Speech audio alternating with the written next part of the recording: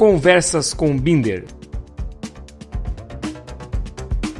Olá, tudo bem com vocês? Nós vamos conversar com o cinéfilo e jornalista Luiz Fernando Risenberg sobre o filme A Hora do Pesadelo. Fiquem com a gente. Legal, Luiz. Para a gente começar, eu queria saber com você. Há uma certa dúvida, né? Em que ano foi lançado A Hora do Pesadelo aqui no Brasil? Parece que foi em 86 apenas, mas o filme é um pouco mais antigo. Eu digo porque demorou um pouco para chegar no país e eu queria que você contasse um pouquinho dessa história pra gente. O filme foi lançado em 84, acho que você está confundindo porque no Brasil ele chegou em 86 só, né? Naquele tempo existia essa demora, né, para chegar aos filmes, principalmente filmes que não eram famosos, assim, com atores famosos e tal, né? Que tinha uma prioridade, né? Eles deixavam filmes independentes assim, né? Só se fizesse muito sucesso e tal. E foi o caso desse, né? Inclusive é engraçado, né? Começar já a falar sobre isso, porque A Hora do Espanto é de 85 e chegou antes do que A Hora do Pesadelo no cinema aqui do Brasil. E é por isso, né? Pelo sucesso de A Hora do Espanto é que eles deram o nome de A Hora do Pesadelo. A Hora do Espanto gerou um monte de filme com A Hora do no título aqui do Brasil. Teve a Karate Kid, A Hora da Verdade, A Hora da Zona Morta. Era ridículo a Hora da Zona Morta, porque o livro era Zona Morta, né? O nome do livro, do Stephen King. E daí colocaram A Hora da Zona Morta só por causa dessa mania, né? Era uma moda na época colocar título A Hora do. Mas então, assim, o filme realmente atrasou 2 anos, chegou depois de filmes que saíram nos Estados Unidos depois dele. Legal, Luiz, mas me diga uma coisa, qual que é a história do personagem Fred Krueger, que inclusive tem uma curiosidade, né? Até adorado pelo público infantil, pelo menos pelas crianças dos anos 80, né? Bom, deixa eu então contar de como surgiu, né, como o Wes Craven, que é o roteirista e diretor, teve a ideia, né, de criar o Fred Krueger. Ele leu um artigo científico sobre uns jovens do Sudeste Asiático que, assim, de países como o Vietnã e daquela região do Vietnã ali, que fugiram da ditadura, né, do terror que tinha lá e migraram para os Estados Unidos. E não sei se por coincidência ou o quê, mas vários deles desenvolveram uma doença do sono, em que eles tinham pesadelos terríveis e às vezes era tão ruim o pesadelo que eles morriam durante o sono. E um caso particularmente chamou a atenção do Wes Craven, né? Que foi de um jovem, era filho de um médico, que não queria dormir porque estava tendo pesadelos toda noite, pesadelos cada vez piores. E daí um dia, claro, ele não aguentou, dormiu, ele acordou gritando e morreu em seguida. E ele era um jovem saudável, não tinha nenhum problema de saúde. Depois os pais descobriram que ele estava tentando realmente não dormir, ele tomava café à noite, ele tinha uma cafeteira escondida no quarto dele, ele não tomava os remédios para dormir que os pais deles davam. E a autópsia não revelou nada, assim, então foi um mistério, né? Ninguém sabia por que eles morreram, né? Que esse jovem morreu e os outros também. Qual era a ligação deles, né? Para ter essa doença? E daí o Wes Craven teve essa ideia, né? De um bicho-papão, assim, que mata no sonho, mas é que a pessoa acaba morrendo na vida real. E daí a história do Fred Krueger é que ele era, isso é ficção, né? Ele era um assassino de crianças e daí ele foi preso, mas ele acabou sendo solto por algum erro da justiça. E daí os pais, né, de vários, né, de crianças, inclusive de algumas que tinham sido mortas, se juntaram e queimaram ele vivo. Assim, e foi um segredo, né, claro, só eles, um grupinho pequeno assim que ficou sabendo. E daí conviveram com esse segredo, né? Mas daí, anos depois, o Fred Krueger começou a aparecer para os filhos deles, né, para se vingar através dos filhos, matando todos eles. Beleza. Luiz, uma outra coisa que gera muita curiosidade são as roupas do Fred Krueger, né? As cores. Muita gente até acha que o Fred Krueger é flamenguista, porque tem ali uma cor rubro-negra. Eu queria que você explicasse quais são as cores da roupa do Fred Krueger e por que da escolha dessa vestimenta para o personagem? O Wes Craven ele era professor universitário, ele largou isso para virar cineasta e acabou seguindo a carreira do terror. Mas ele era bem culto, assim, né? Então tudo que tem no Fred Krueger tem uma razão. Né? Então, assim, a aparência do Fred Krueger, de ser um velho, né, com roupa suja e chapéu, veio de quando ele era criança e ele olhou pela janela, assim, do prédio quando ele morava e ele viu um morador de rua com esse aspecto. E ele ficou encarando o menino, né, o Wes Craven, quando eu tinha 10 anos de idade. Então, a aparência principal veio daí. O nome, Fred, é de um menino que fazia bullying com ele quando ele era criança também. Krueger é do primeiro vilão do primeiro filme dele, era Krug, daí ficou Krueger. As garras é porque ele pesquisou também, sempre pesquisando, né, na ciência, na psicologia, ele pesquisou sobre os medos mais profundos das pessoas de todas as culturas, de todos os povos. E ele descobriu que um medo que tem em praticamente todas as culturas é o de animais com garras.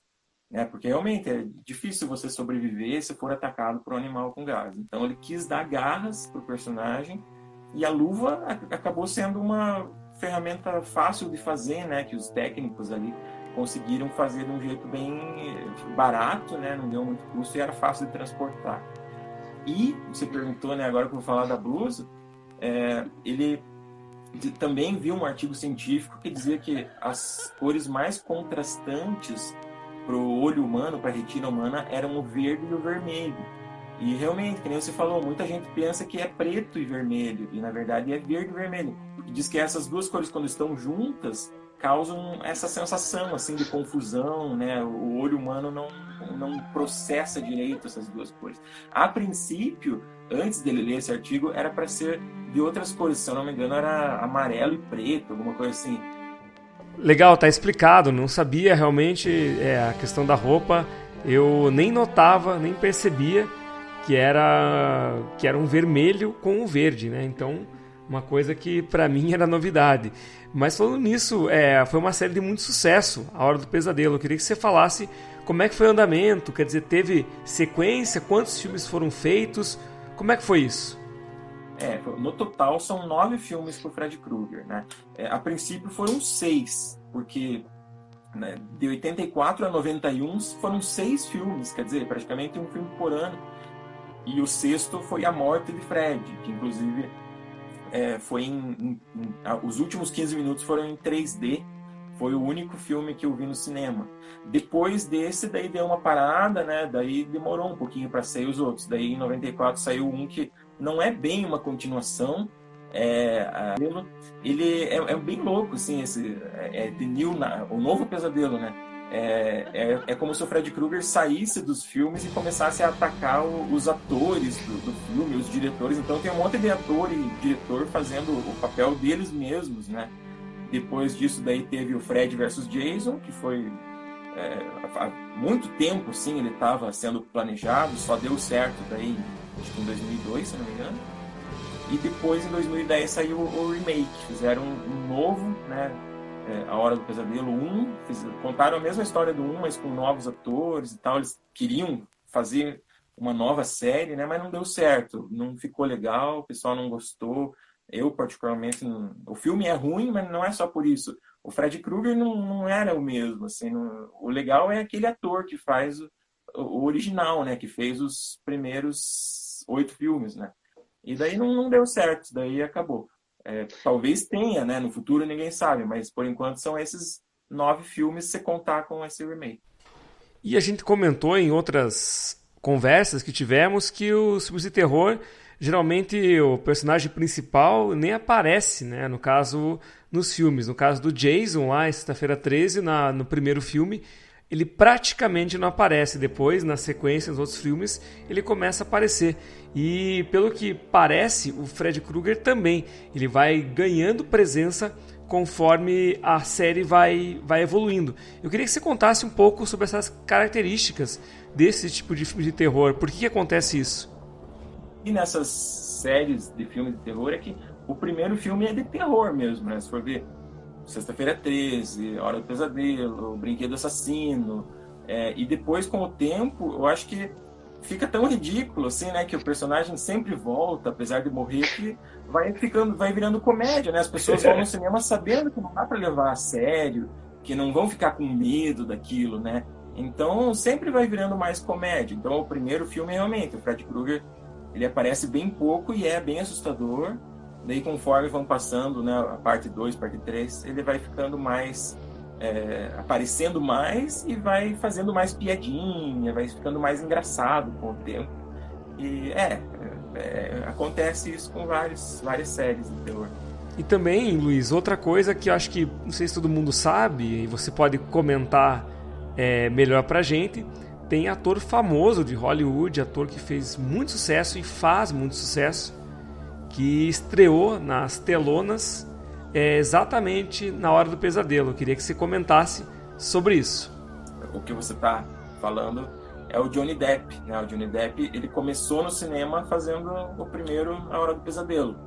Ele, na verdade, nem era ator, ele nem pensava em seguir essa carreira, mas ele tinha uma banda, né?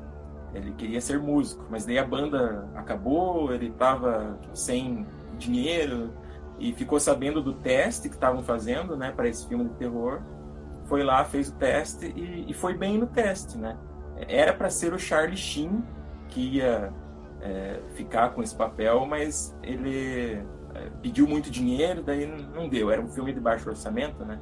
E daí o diretor ficou entre o Johnny Depp e um outro lá. Mas daí a filha do diretor, era uma menina de 14 anos, falou, não. E daí ele ficou. E ele faz um papel, assim, relativamente pequeno, né, no filme. Ele é o namorado da Nancy. E ele... Depois, hoje estava pensando na live, né, nas coisas que eu ia falar, eu me toquei, assim, que a gente tinha falado que o Kevin Bacon começou com Sexta-feira 13, né? E o Johnny Depp começou com A Hora do Pesadelo. E a coincidência que eu me toquei é que os dois morrem na cama.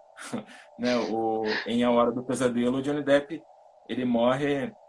É bem legal, assim, a cena da morte. Ele é engolido pela cama. Assim, abre um buraco na cama, a cama engole ele, e depois a cama gospe o sangue, e o sangue sobe, sabe? Eu não entendi na época como que eles fizeram aquilo.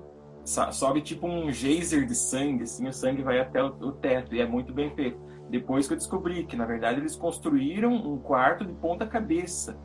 E a câmera, tudo fica de ponta cabeça, né? A gente pensa que tá tudo normal. Legal, são efeitos especiais que até hoje chamam a atenção e que na época era muito mais difícil, porque os recursos eram bem menores, mas o trabalho ficava até, acho que mais interessante do que hoje em dia. Mas eu queria que você falasse também qual que foi a cena que mais te marcou da série da Hora do Pesadelo.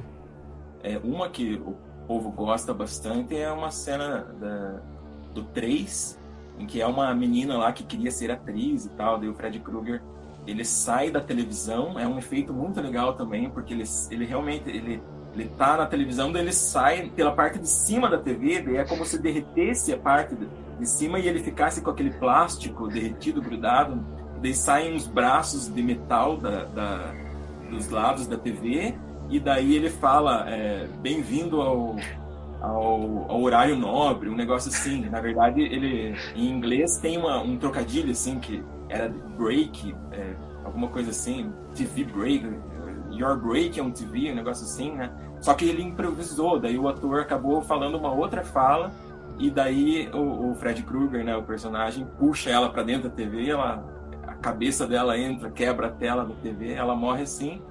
É uma das cenas, né? Mas eu acho que tem muitas cenas impressionantes, assim, de sonhos. Sempre é cenas dentro dos sonhos, né? Que são as que chamam a atenção.